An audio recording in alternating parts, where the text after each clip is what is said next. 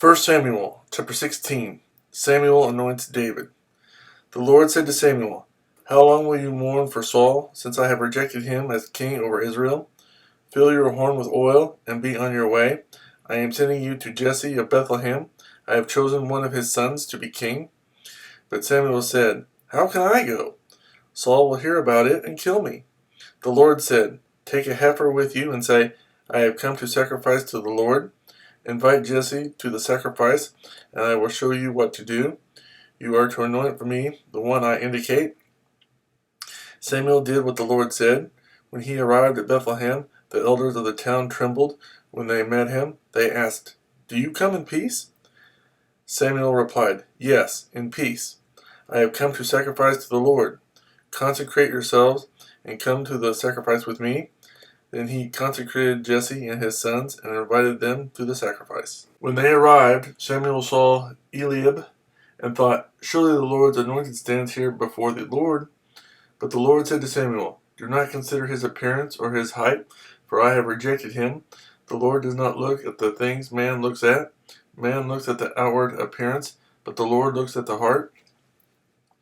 Then Jesse called Abinadab and had him pass in front of Samuel.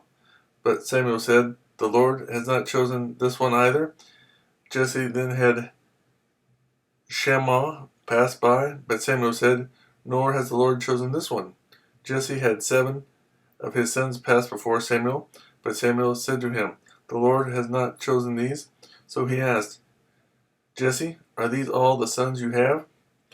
"There is still the youngest," Jesse answered, "but he is tending the sheep." Samuel said, "Send for him. We will not sit down until he arrives." So he sent and had him brought in.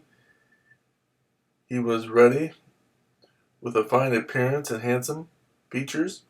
Then the Lord said, "Rise and anoint him. He is the one." So Samuel took the horn of oil and anointed him in the presence of his brothers.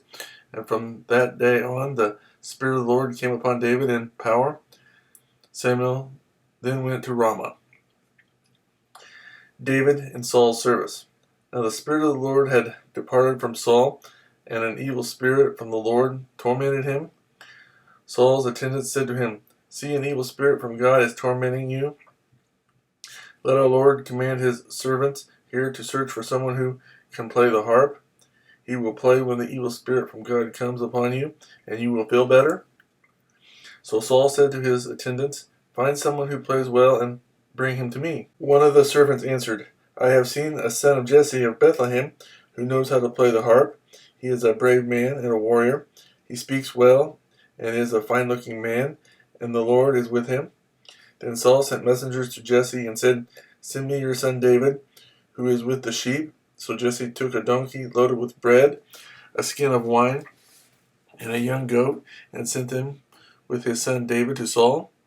David came to Saul and entered his service. Saul liked him very much, and David became one of his armor-bearers. Then Saul sent word to Jesse, saying, "Allow David to remain in my service, for I am pleased with him."